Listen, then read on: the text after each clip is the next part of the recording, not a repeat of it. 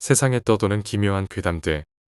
첫 번째 이야기, 서울 한복판의 대로변에서 실제로 겪었던 실화괴담. 그때가 아마 내가 26살 때였던 것 같다. 그 시절 나는 일주일에 술을 6번이나 마실 정도로 방탕한 생활을 하고 있었다. 일은 하고 있었지만 목적 없이 하루하루를 술과 쾌락으로 보내며 제정신이 아니었던 시기였다. 하루는 종로에서 친구들과 한참 술을 마시고 집에 가려고 보니 벌써 새벽 3시였다. 취기도 올라서 택시비를 아낄 겸 종로에서 신촌까지 걸어가기로 했다. 그때가 4월쯤이라 날씨도 선선했고 술도 깰 겸 노래를 흥얼거리며 걸었다. 아현동 쪽으로 들어섰을 때부터 기억이 끊긴 걸 보니 그때부터 필름이 끊겼던 것 같다. 정신을 차려보니 어디선가 시끄러운 소리가 들렸다. 눈을 떠보니 버스 정류장 벤치에서 자고 있었다. 졸린 눈을 비비고 주위를 살펴보니 새벽 시간임에도 사람들이 꽤 보였다. 금세 상황이 이해됐다. 대로변에 한 사람이 쓰러져 있었고 그 뒤에는 차가 멈춰 있었다. 아마 사고가 난 것 같았다. 졸린 눈을 비비며 그렇게 생각하던 중 이상한 시선이 느껴졌다. 시선이 느껴지는 쪽을 바라보니 대로변 반대편에 검은 옷을 입은 남자가 나를 뚫어지게 쳐다보고 있었다. 갑자기 소름이 확 끼쳤다. 그 남자가 왜 날 쳐다보는지 모르겠지만 이상하게 무서웠다. 나는 서둘러 자리를 떠나 걸음을 재촉했다. 어느 정도 걷자 무서움도 가라앉고 정신도 조금씩 돌아왔다.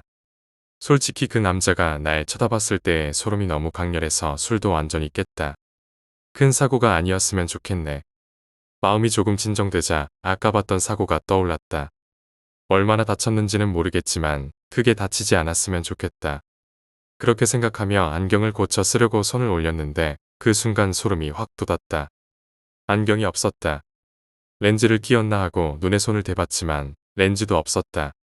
나는 마이너스 시력이라 안경이나 렌즈가 없으면 바로 앞에 사람 표정도 알아볼 수 없다. 거의 흐릿하게 보일 정도다. 그런데 말이다. 아무리 생각해도 대로변 반대편에 있는 사람이 날 쳐다보고 있다는 걸 내가 볼 수 있을 리가 없었다. 시선을 느끼는 건 가능했겠지만 그 사람이 날 보고 있는지 무슨 표정을 짓고 있는지는 알 수 없었어야 했다. 하지만 나는 봤다. 무표정하게 날 뚫어지게 쳐다보던 그 남자의 얼굴을. 그 순간 귓가에 굵직한 남자 목소리가 들렸다. 아까 쓰러져 있던 사람 누굴까? 나는 깜짝 놀랐다. 마치 바로 옆에서 말하는 듯한 목소리가 들렸는데 주위를 둘러봐도 아무도 없었다. 정말 무서웠다.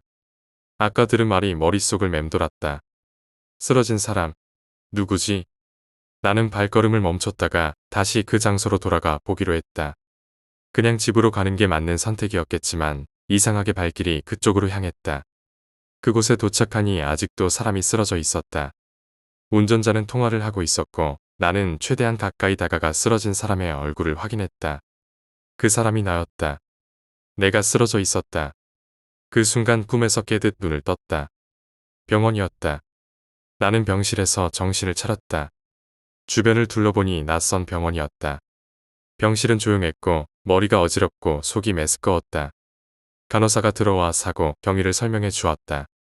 내가 술에 취해 인도로 걷다 대로변으로 튀어나가 운전자와 가벼운 접촉 사고가 났다고 했다. 내가 쓰러져 있던 상태를 본 사람들에 의해 병원으로 옮겨졌고 검사 결과 큰 부상은 없었다고 했다. 하지만 나는 그 설명이 이해가 되지 않았다. 그 순간 내가 대로변 반대편에서 봤던 남자의 모습이 머릿속에 떠올랐다. 그 남자의 표정, 그리고 그 시선이 여전히 선명했다. 나는 간호사에게 몇 가지 질문을 했지만 그녀는 단순 사고라며 나를 안심시키려 했다. 그런데도 내 머릿속은 복잡했다. 왜 그 남자는 나를 그렇게 뚫어지게 쳐다봤던 걸까? 그리고 왜 내가 그런 상황에서도 그 남자의 표정을 정확히 볼 수 있었던 걸까? 병실에서 퇴원한 뒤에도 그날의 기억은 내 머릿속에서 떠나지 않았다. 그 이후로도 이상한 일이 몇 번 더 있었다. 평소에는 느끼지 못했던 시선이 계속 따라붙는 것 같았다. 밤에 혼자 있으면 누군가가 방 안에 있는 것처럼 느껴졌고 집 안에서는 작은 소음들이 더 크게 들리기 시작했다. 특히 거울을 볼 때마다 이상한 기운이 느껴졌다. 어느 날 나는 늦은 밤에 집으로 돌아오던 중이었다. 한적한 골목길을 걷고 있는데 갑자기 뒤에서 발소리가 들렸다. 처음에는 신경 쓰지 않으려 했지만 소리가 점점 가까워졌다. 나는 뒤를 돌아봤다. 아무도 없었다. 이상하게 여겼지만 다시 걷기 시작했다. 그러자 이번에는 발소리뿐만 아니라 낮게 깔린 휘파람 소리까지 들렸다. 나는 걸음을 멈췄고 심장이 두근거리기 시작했다. 소리가 계속 가까워지더니 내 바로 옆에서 멈췄다. 나는 재빨리 고개를 돌렸지만 그곳에는 아무것도 없었다. 온몸에 소름이 돋았다. 더 이상 참을 수 없어서 집으로 뛰기 시작했다. 문을 열고 들어가자마자 불을 켜고 숨을 몰아쉬었다. 그때 방문이 천천히 닫히는 소리가 들렸다. 방문 쪽을 바라봤을 때 그곳에 검은 그림자가 서 있었다. 나는 움직일 수 없었다. 그림자는 아무 말 없이 나를 뚫어지게 바라보고 있었다. 그리고 익숙한 목소리가 들렸다. 아까 쓰러져 있던 사람 누굴까? 그 목소리는 똑같았다. 그날 대로변 반대편에서 들었던 굵직한 남자의 목소리와 정확히 같았다. 나는 몸을 움직이려 했지만 온몸이 마치 얼어붙은 것처럼 꼼짝도 하지 않았다. 검은 그림자는 점점 나에게 다가오기 시작했다. 그림자의 윤곽이 뚜렷해지면서 대로변에서 봤던 그 남자의 모습이 보였다. 똑같은 검은 옷, 똑같은 무표정, 그리고 똑같은 시선. 그가 나와 눈을 마주쳤다. 이번에는 그의 입술이 미세하게 움직이는 것이 보였다. 그러더니 다시 말이 들려왔다. 너 왜 그때 나를 봤어? 나는 대답할 수 없었다. 아니, 대답할 수 있는 상태가 아니었다. 그가 한 걸음 더 다가오자 나는 비명을 지르고 싶었지만 목소리가 나오지 않았다. 그가 내 앞에 서서 나를 내려다보았다. 그날 넌 죽었어야 했어. 나는 숨이 멎는 것 같았다. 그 말을 듣는 순간 병원에서 간호사가 말했던 사고의 기억이 불현듯 떠올랐다. 대로변으로 뛰어나가 쓰러졌던 나. 그리고 그 남자. 분명히 사고 후 나는 살아있었는데 왜 지금 그는 그런 말을 하는 걸까? 그는 손을 천천히 들어 내 얼굴 쪽으로 가져갔다.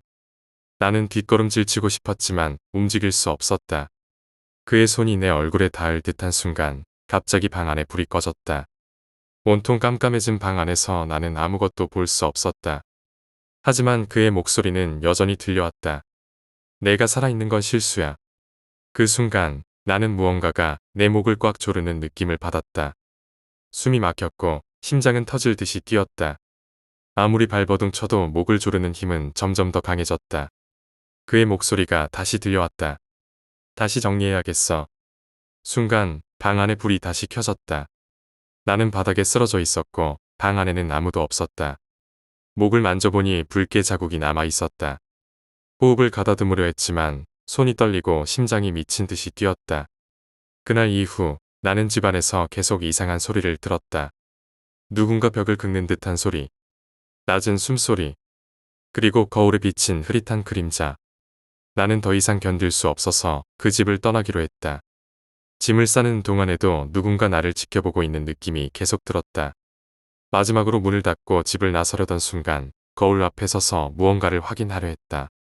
그런데 거울 속에서 내가 아닌 누군가가 나를 쳐다보고 있었다. 검은 옷을 입은 그 남자였다. 나는 뒤돌아보지 않고 문을 닫고 그 집을 나왔다. 하지만 그날 이후로도 그는 계속 내 꿈속에 나타났다. 항상 같은 말로 나를 따라다녔다. 너는 죽었어야 했어. 나는 집을 떠난 뒤에도 그의 존재에서 벗어날 수 없었다. 다른 곳으로 이사했지만 그 남자는 여전히 내 주변에 있었다. 새로 이사한 집에서도 이상한 일들이 벌어졌다. 밤이면 어김없이 들려오는 낯선 발소리와 문을 긁는 소리. 거울을 볼 때마다 느껴지는 섬뜩한 시선. 그리고 무엇보다 꿈속에서 반복되는 그의 목소리. 너는 죽었어야 했어. 나는 점점 미쳐가고 있었다. 밤에 제대로 잠들지 못했고 매일 무언가에 쫓기는 기분이 들었다. 회사에서도 집중할 수 없었고 주변 사람들까지 나를 이상하게 보기 시작했다. 그러던 어느 날 나는 직장에서 갑작스레 쓰러져 병원으로 실려갔다. 의사는 극심한 스트레스와 불면증 때문이라고 했다. 하지만 나는 알고 있었다. 그것은 단순히 스트레스 때문이 아니었다. 퇴원한 날 밤 나는 또다시 그를 만났다. 이번에는 꿈이 아니었다. 나는 잠에서 깨어 방 안을 둘러보았다. 방은 어두웠고 창문 틈으로 들어오는 희미한 가로등, 불빛만이 공간을 비추고 있었다. 그런데 방 한쪽에 검은 그림자가 서 있었다. 나는 숨을 죽이고 그를 응시했다. 그는 움직이지 않았다. 하지만 그의 존재는 너무나도 명확했다. 나는 침대에서 일어나려 했지만 몸이 움직이지 않았다. 그 순간 그가 천천히 나를 향해 다가오기 시작했다.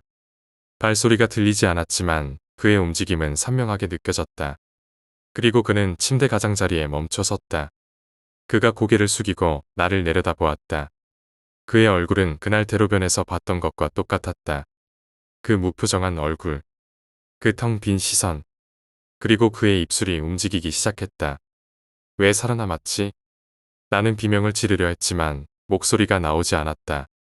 그는 천천히 손을 들어 나의 목을 감싸기 시작했다.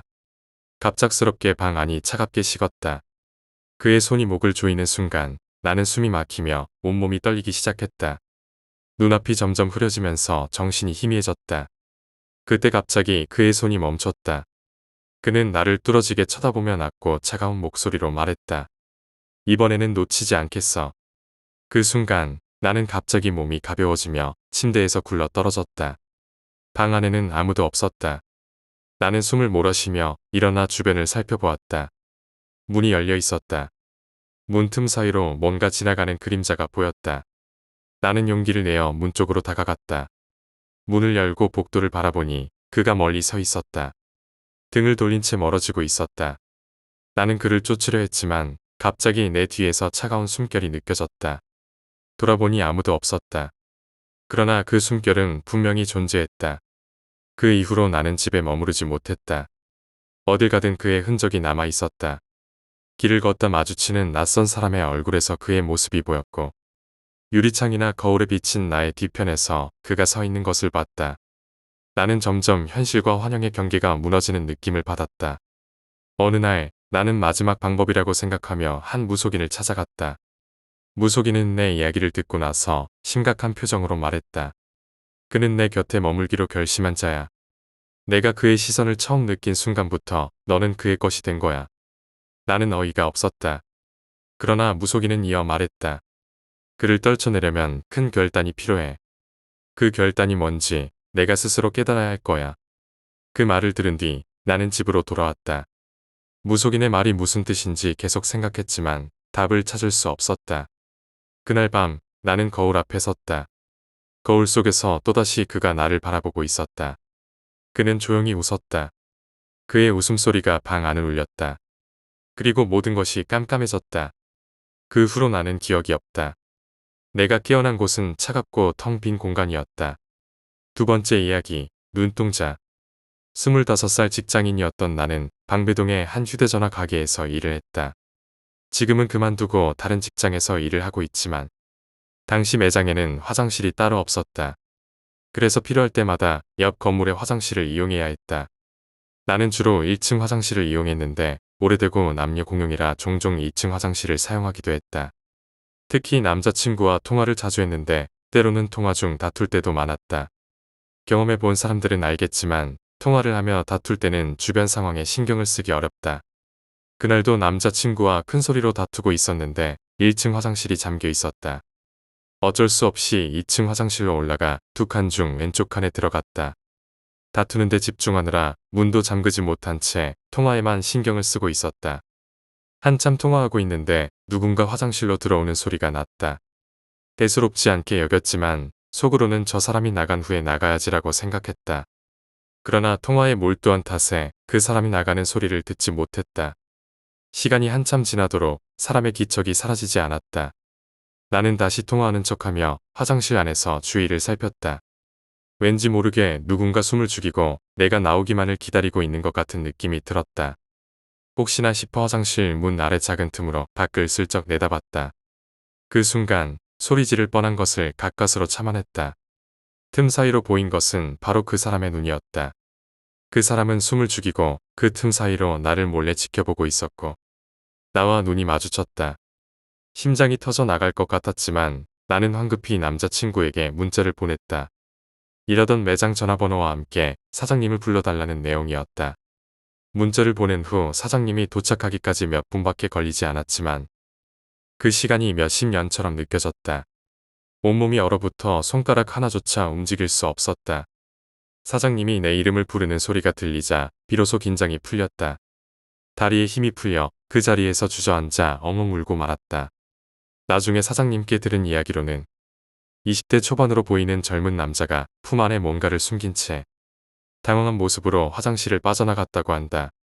사장님은 무슨 일이 있었는지 몰랐기에 나를 찾는 데만 집중해 그 남자를 붙잡지 못했다. 사장님이 내 이름을 부르며 화장실로 들어오던 순간 문틈 너머로 그 남자의 그림자가 급하게 움직이는 게 보였다. 문이 열리는 소리와 함께 사장님이 들어오자 나는 그제야 굳어있던 몸을 조금 움직일 수 있었다. 사장님이 다가오며 물었다. 괜찮아?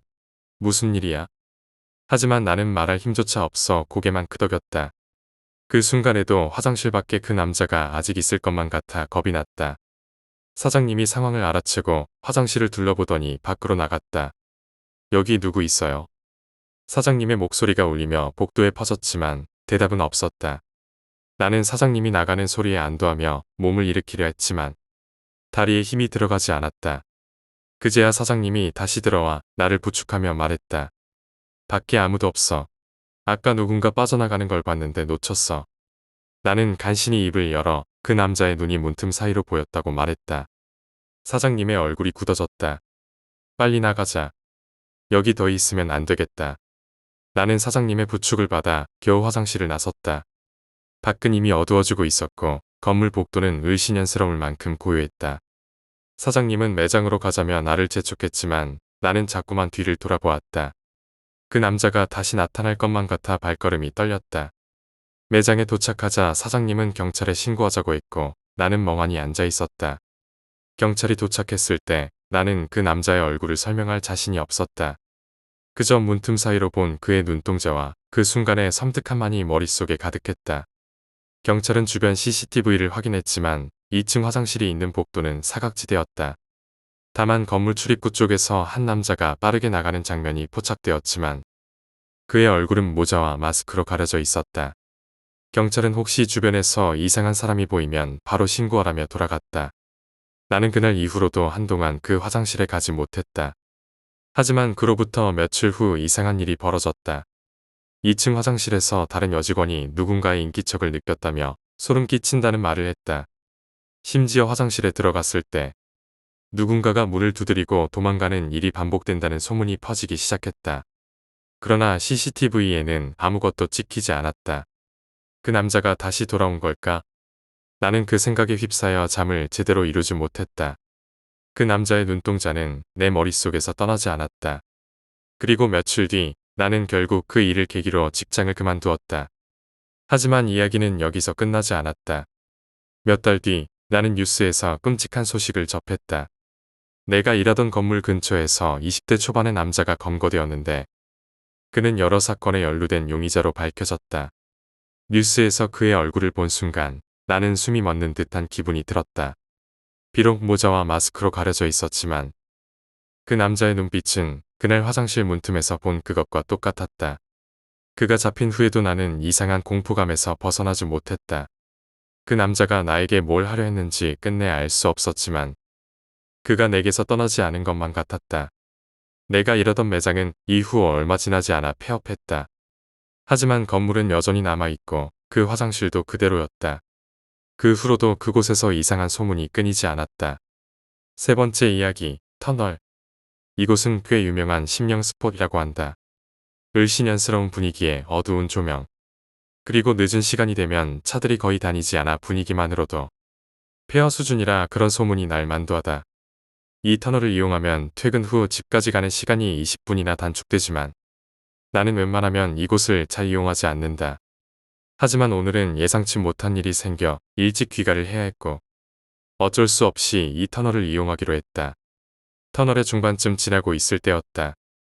희미하게 어떤 물체가 보였다. 뭐지? 고라니인가? 이런 생각을 할 때쯤 그것은 갑자기 미친 듯이 몸을 뒤틀며 춤을 추듯 손을 흔들고 있었다. 나는 놀라서 급히 브레이크를 밟았다. 다행히 진입할 때 뒤에 차량이 없었기에 큰 사고로 이어지지는 않았다. 당황한 채 정신을 차리고 앞을 바라보니 온몸이 피투성이인 어린 소녀가 팔을 이리저리 흔들며 뭐라고 말하는 듯한 모습으로 다가오고 있었다. 나는 급하게 차를 돌려 터널 진입 방향으로 되돌아갔다. 식은땀이 났다. 미친 듯이 차를 몰며 백미러를 확인하니 그것은 날 따라오려다 금세 포기한 듯 보였다. 터널을 빠져나온 후 나는 잠시 차를 멈추고 한숨을 돌렸다. 그때였다. 갑작스러운 소리에 화들짝 놀라 소리가 난 쪽을 바라보았다. 운전석 창문 바로 앞에 모자를 깊게 눌러 쓴 남자가 서 있었다. 터널에서의 일 때문에 예민해진 나는 창문을 조금만 열고 신경질적인 투로 물었다. 무슨 일이요? 혹시 저 터널에서 여자아이를 못 보셨나요? 여자아이, 혹시 그 귀신을 말하는 건가? 아, 혹시 그쪽도 본 건가요? 그 비투성이 소녀 귀. 내 말이 끝나기도 전에 그 남자는 미친 듯이 터널을 향해 달려가기 시작했다. 나는 반사적으로 그 남자의 뒷모습을 보았다. 그리고 그의 손에 반짝이는 무언가가 보였다. 칼이다. 어두워서 자세히 보이지는 않았지만 분명 칼이었다. 갑자기 등줄기가 싸늘해졌다. 피투성이의 소녀와 칼을 든 남자. 도무지 이해할 수 없는 상황이었다. 마음을 가라앉히고 곰곰이 생각해 보았다. 이 상황이 이상하게 낯설지 않았다. 왜일까? 퍼즐을 맞추듯 기억을 되짚어보던 나는 마침내 어떤 가설에 도달했다. 나는 급히 차를 돌려 다시 터널로 향했다. 모자를 쓴 남자. 그는 예전의 뉴스에서 본 아동 강간살해범의 몽타주와 비슷했다. 더는 고민할 필요가 없었다. 터널 중반에 도착하니 소녀와 남자가 보였다. 소녀는 다리를 다친 듯 절뚝거리고 있었고 남자와의 거리는 약 50m 정도였다. 헤드라이트가 비치자 남자는 놀란 표정으로 뒤를 돌아보았다. 나는 머뭇거리지 않고 그대로 그를 치었다. 너 같은 놈은 죽어야 해. 땅에 쓰러져 꿈틀거리는 남자에게 침을 뱉고 나는 소녀에게 다가갔다. 소녀도 바닥에 쓰러져 금방이라도 죽을 듯 힘없이 움직이고 있었다. 나는 소녀를 들어 올려 트렁크로 향했다. 트렁크 안에는 방금 전에 내가 죽인 또 다른 소녀가 있었다. 오늘은 운이 좋네. 어린 소녀 2명이나 그것도 완전 범죄에 가까운 적은 리스크로 얻게 되다니. 집에 가는 게 기다려졌다. 소녀를 트렁크에 집어넣고 차에 올라탔다. 트렁크 안에 있던 또 다른 소녀는 이미 숨이 멎는 상태였다. 새로 잡은 소녀는 아직 숨을 쉬고 있었지만 그 상태로 얼마나 버틸지는 알 수 없었다. 차를 출발시키며 머릿속에서 앞으로의 계획을 정리했다. 이번에는 흔적을 절대 남기지 말아야 했다. 터널을 빠져나오자 어둠이 짙게 깔린 외곽 도로가 펼쳐졌다. 차 안은 무겁게 가라앉아 있었고 트렁크 쪽에서 미약한 신음소리가 간간히 들려왔다. 나는 신경을 끄려 애쓰며 차를 몰았다. 목적지까지는 1시간 정도가 소요될 예정이었다. 도로에는 차가 거의 없었다. 외곽으로 나갈수록 더 한적해졌다. 주변에 사람의 흔적이라곤 전혀 느껴지지 않았다. 한참을 달리던 중 100m의 무언가가 스쳐 지나갔다. 아무도 없는 길 위에 희미한 그림자가 서 있었다. 신경 쓰지 않으려 했지만 느낌이 이상했다. 그림자는 금방 사라졌고 나는 속력을 높이며 그 자리를 벗어났다. 몇 분 뒤 다시 100m의 무언가가 비쳤다.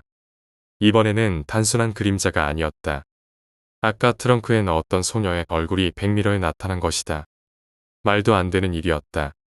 트렁크는 분명히 닫혀 있었고 소녀는 안에 있을 터였다. 하지만 그녀의 얼굴은 선명하게 보였다.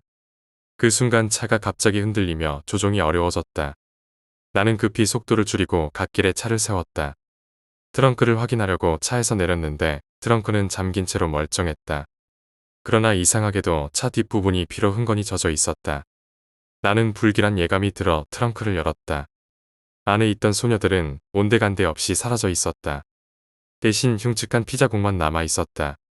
피는 트렁크 안에서부터 차 밑으로 이어져 있었고 끔찍한 냄새가 코를 찔렀다.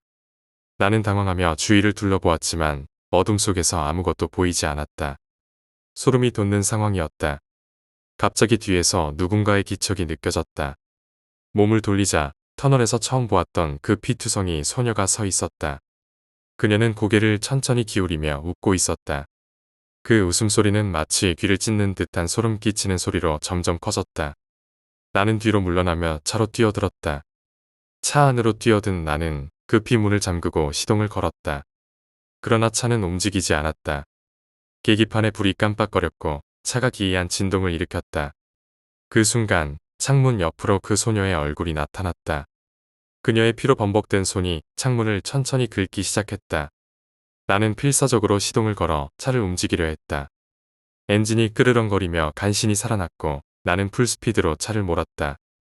하지만 소녀는 여전히 창문 옆에 붙어 있었다. 그녀는 차를 따라오며 창문을 두드렸고 그 손짓은 점점 더 격해졌다. 터널을 빠져나오며 주변에 아무도 없는 공터에 도착했다. 나는 차를 멈추고 밖으로 뛰쳐나왔다. 소녀의 모습은 사라졌지만 피로 뒤덮인 차가 온통 흔적으로 가득했다. 어디론가 도망쳐야 했다. 하지만 도망칠 수 없는 기분이 들었다. 그때 주변에서 낯선 목소리가 들려왔다. 이제 너도 그들과 함께야. 나는 뒤돌아보았지만 아무도 없었다.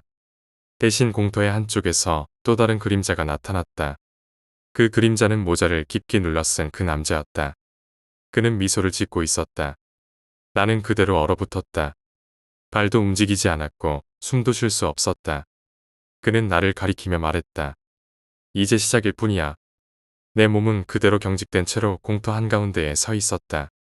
그 순간 주변이 완전히 어둠으로 뒤덮였고 이상한 웃음소리가 사방에서 들려오기 시작했다. 마치 모든 것이 나를 조롱하는 듯했다. 이제부터 끝까지 이어지며 작성 중이니 잠시만 기다려줘. 곧 완성할게. 나는 몸을 간신히 움직여 차로 다시 뛰어들었다. 문을 닫고 잠그는 순간 주변의 웃음소리는 점점 더 커져갔다. 나는 숨을 고르며 백미러를 다시 한번 확인했다. 하지만 백미러에는 아무것도 보이지 않았다. 그러나 뒤를 돌아볼 용기가 나지 않았다. 차를 몰아 공터에서 벗어나려 했지만 엔진이 갑자기 꺼져버렸다. 계기판은 깜빡거렸고 차는 더 이상 움직이지 않았다. 그 순간 차 외부에서 정체 모를 손들이 창문을 두드리는 소리가 들려왔다. 손자국은 점점 더 많아졌고 차 안은 점점 더 차가워졌다. 나는 차 키를 돌리며 필사적으로 시동을 걸었지만 아무 소용이 없었다. 창문에 찍힌 손자국은 하나같이 피로 범벅되어 있었다. 그리고 그것들은 점점 더 안쪽으로 밀려드는 듯한 착각을 불러일으켰다. 나는 눈을 질끈 감고 소리를 질렀다. 꺼져. 다 꺼지라고. 그 순간 모든 소음이 멈췄다. 차 안은 갑작스레 고요해졌고 창문을 두드리던 손자국도 모두 사라져 있었다. 그러나 나는 안심할 수 없었다. 그 고요함은 오히려 더 불길한 느낌을 주었다. 주위를 둘러보려는 찰나 뒤에서 갑작스러운 기척이 느껴졌다. 그 느낌은 너무 강렬해서 도저히 무시할 수 없었다. 나는 천천히 뒤를 돌아봤다. 그리고 나는 다시 얼어붙었다. 뒷좌석에는 터널에서 보았던 소녀와 모자를 쓴 남자가 나란히 앉아 있었다. 그들은 아무 말도 하지 않고 나를 바라보고 있었다. 소녀의 입은 웃고 있었지만 그 웃음은 도저히 사람의 표정이라 할 수 없었다. 남자는 천천히 손을 들어 나를 가리켰다. 그 순간 나는 차 밖으로 뛰쳐나갔다. 차는 그대로 두고 무작정 도망쳤다. 어디로 가야 할지 알 수 없었지만 그곳에서 벗어나야만 했다. 하지만 몇 걸음 떼지 못한 채 나는 멈춰섰다. 눈앞에는 다시 터널이 보였다. 분명히 내가 도망쳤는데 어느새 나는 다시 터널 입구에 서 있었다. 그곳에서 나는 또 다른 차를 발견했다. 그 차는 내가 타고 있던 것과 똑같았다. 그리고 그 차 안에는 내가 앉아 있었다.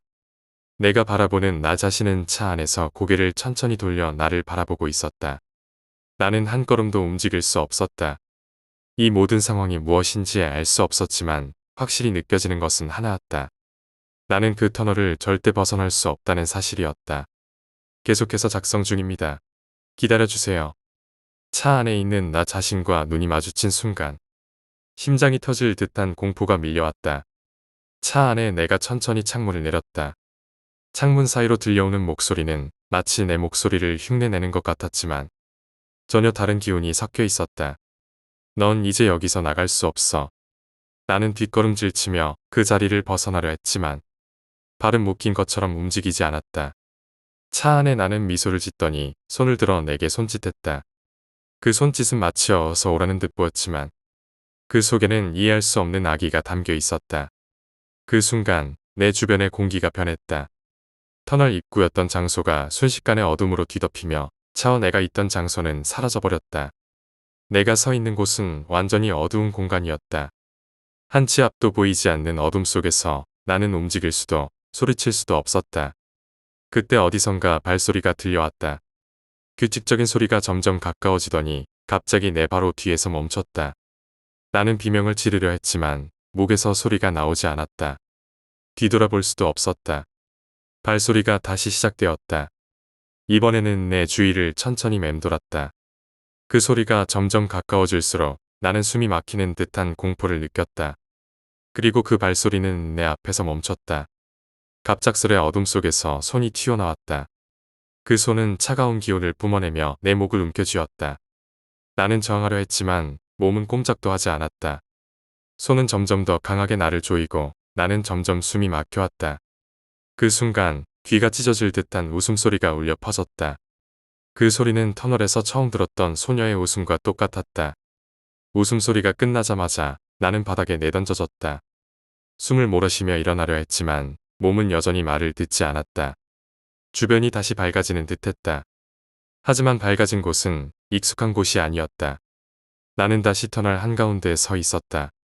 그곳에는 수십 명의 사람들이 서 있었는데 모두 피투성이의 상태였다. 그들은 하나같이 나를 바라보고 있었다. 그리고 그들 사이로 터널에서 처음 보았던 소녀가 나타났다. 소녀는 천천히 걸어오더니 내 앞에 섰다. 그녀는 나를 쳐다보며 웃었다. 그 미소는 다시 한번 내 온몸을 얼어붙게 만들었다. 그 순간 소녀는 입을 열었다. 내 차례야. 내 몸은 다시 움직일 수 없었다. 소녀와 그 수많은 사람들은 점점 나에게 다가왔다. 나는 그 자리에서 움직이지 못한 채 그들의 손에 둘러싸였다. 그 손들은 차가웠고 무겁게 나를 짓눌렀다. 이제 나는 그들과 함께였다. 터널을 지나는 모든 이들에게 그날 내가 보았던 것들을 보여줘야 하는 존재가 되었다. 그 터널은 결코 벗어날 수 없는 곳이었다. 네 번째 이야기, 에디슨의 귀신 탐지기. 1919년 세계 발명인 협회에서 에디슨을 만난 유럽의 한 대학 교수가 물었다. 다음 발명품은 무엇입니까? 에디슨은 귀신의 존재를 감지할 수 있는 기계를 만든다고 답했다. 그 말을 들은 교수는 에디슨의 새 발명품에 큰 관심을 보였다. 1920년 에디슨은 유명 과학 잡지에 자신의 귀신 탐지기에 관한 논문을 발표했다. 그러자 세계학계는 강한 반론을 제기했다. 그런 말도 안 되는 기계를 만들어 무엇에 쓰겠다는 건가? 심한 비판이 쏟아지자 에디슨은 문제의 프로젝트를 조용히 진행하기로 했다. 그는 지구상 어딘가에 귀신으로 남아 살아생전 터득한 지식을 보존하고 있는 인물이 있을 것이라고 주장했다. 그리고 몇 년간의 연구 끝에 귀신 탐지기의 원형을 완성했다. 에디슨은 직접 흉가들을 찾아다니며 이 기계를 실험하기 시작했다. 1923년 미국 필라델피아에서 로버트라는 시민이 자신이 새로 지은 집에 귀신이 나타난다고 신문에 제보했다. 며칠 뒤 에디슨이 로버트의 집을 찾아가 실험을 해도 되겠냐고 물었고 로버트는 이를 허락했다. 에디슨은 허름한 기계를 들고 집 안으로 들어갔다. 그리고 허공을 향해 질문을 던지는 모습을 보인 그는 계속 무언가를 기다리는 듯했다. 그러던 중 기계에서 치지직 하는 소리가 나더니 누군가가 밑에라는 말을 반복하는 소리가 들렸다. 에디슨은 아앙하고 외치며 기계의 주파수를 조정하기 시작했다. 잠시 후 기계에서 이 무거운 집을 내 관 위에서 치워나는 목소리가 들렸다. 놀란 로버트는 그게 무슨 말입니까? 라고 물었다. 에디슨은 미소를 지으며 집 밖으로 나섰고 인부를 불러 집 지하실을 파보라고 말했다. 로버트는 그의 말대로 지하실을 파기 시작했다. 결국 그곳에서 오래된 비석과 관이 발견되었고 로버트는 충격을 받았다. 1931년 10월 84세의 나이로 병석에 누운 에디슨은 가족들에게 말했다. 만약 귀신이라는 존재가 있다면 내가 임종 후 이 일을 증명해 보이겠다. 그는 1931년 10월 18일 노원으로 사망했다. 그의 죽음을 지켜보던 사람들은 에디슨이 초현상을 일으키길 기다렸지만 아무 일도 일어나지 않았다. 그들은 실망하며 집을 떠났다. 그러나 얼마 지나지 않아 자신들의 손목 시계와 주머니 시계, 목걸이 시계가 모두 같은 시간에 멈춘 것을 발견했다. 놀란 그들은 다시 집으로 들어갔고 벽에 걸린 시계 역시 같은 시간에 멈춰 있었다. 그 일화를 신문에 기고하려던 가족들은 곧 시청에서 왔다는 사람들에게 제지당했다. 그들은 에디슨의 집에서 모든 설계도와 원형 기계들을 회수했다. 이후 에디슨의 귀신 탐지기를 제외한 모든 발명품만이 그의 박물관에 전시되었다. 사람들은 이 일의 배경에 대해 의아해할 수밖에 없었다.